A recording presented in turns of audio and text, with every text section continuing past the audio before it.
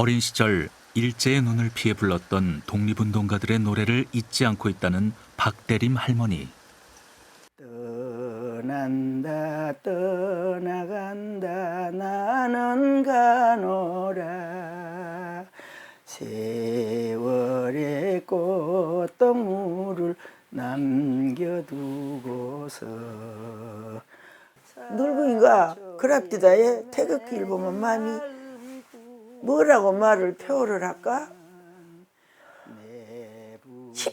마음이 깊이 하고 들어가. 태극기 더 좋다.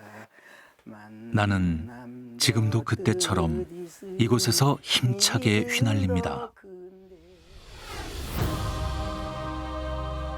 격동의 역사 속에서 민족의 희노애락을 함께했던 나 태극기. 오늘을 살아가는 사람들에게 나는 어떤 존재일까요? 북한산 자락 아래 고즈넉히 자리한 천년고찰 진관사. 지난 2009년 5월 27일 칠성각 복원공사 도중 뜻밖의 물건이 발견됐습니다. 벽에 이렇게 약간 불룩한 부분이 이제 인부들에 의해서 이제 보고가 돼서 스님들께서 이제 함께 딱 열었더니 거기서 나온 것이 처음에는 한지에 쌓여 있는 도시락 같았다 이런 말씀을 하시더라고요. 납작하게 벽에 붙어 있었던 도시락처럼 쌓여 있는 것이 한지를 가지고 나와서 한지를 열어 보니까 한지 열자마자 딱 보인 게 태극이 보였다 그래요. 그래서 그 태극을 보자마자 처음 받으셨던 우리 종무스님 말씀에 의하면 아무 설명도 없었는데 그러니까 왈칵 눈물이 쏟아졌다 그러시더라고요.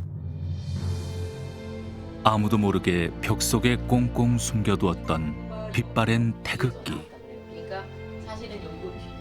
90년 만에 발견된 나의 모습은 많은 이들의 가슴을 뭉클하게 만들었습니다. 일제의 제국주의를 끝내 밟고 대한 독립은 이루리라. 그래서 이 태극이 상징하는 것은 대한 독립인데 일본의 심장부에서 있는 이 제국주의에 의한 식민지를 끝내고 일본은 대한민국은 반드시 독립을 하리라. 조국의 독립을 염원하며 일장기 위에 덧칠해 그린 태극기. 그 안에는 어머니가 아이를 품듯 소중한 독립운동의 자료들이 숨겨져 있었습니다. 목숨을 걸고 진관사 벽 속에 나를 감췄던 백초월 스님. 평생 나라의 독립을 위해 싸우다 광복을 1년 앞두고 옥중에서 생을 마감했습니다. 그에게 나는 조국이었습니다. 부산 국립해양박물관. 이곳에 아주 귀중한 자료가 보관되어 있습니다. 미군 해군부 항해국이 1882년 전 세계 해양국가의 깃발 도감을 발간했는데 그 안에서 나의 모습이 발견됐습니다. 해양 국가의 깃발 도감 속에 있는 태극기는 수신사 박영우 일행이 사용한 태극기보다 최소 4개월은 앞선 태극기로 여겨집니다.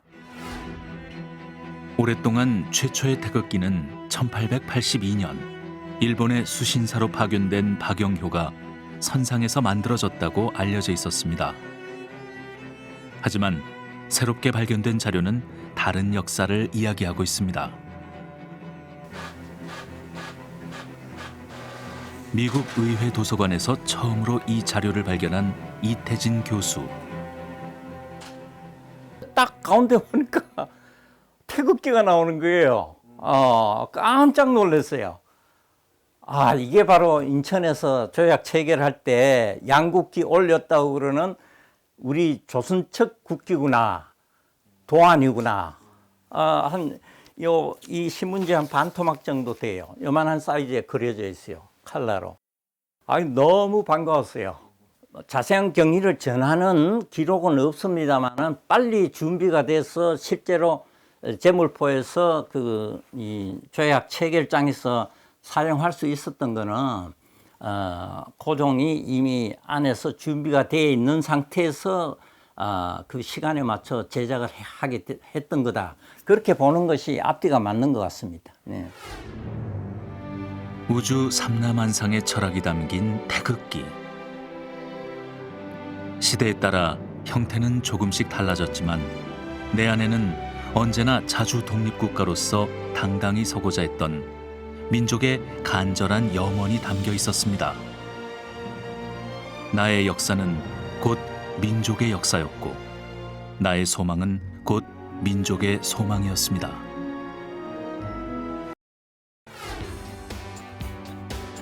전남 완도 화흥포항에서 백길로 40여 분, 보길도와 청산도 사이에 자리한 작은 섬 소안도. 마을로 들어가는 길에 대형 태극기가 펼쳐져 있고 집집마다 365일 태극기가 휘날리는 이곳의 또 다른 이름은 태극기 섬입니다. 대한민국 항일운동의 3대 성지 중 하나인 소안도. 이 작은 섬에서 배출한 독립운동가만 89명. 사실상 섬 사람들 모두가 독립운동가들이었습니다. 1909년부터 1921년까지 친일파 이기용에게 넘어간 토지 소유권의 반환을 요구하는 긴 투쟁을 벌여 결국 1922년 승리를 쟁취한 소안도 사람들. 그 이후 망국의 서름을 배움으로 극복하겠다며 섬 사람들 모두가 십시일반 돈을 모아 설립한 사립 소안학교. 이곳에는 일장기 대신 태극기가 휘날렸고 일본어 대신 한글을 읽는 소리가 울려 퍼졌습니다.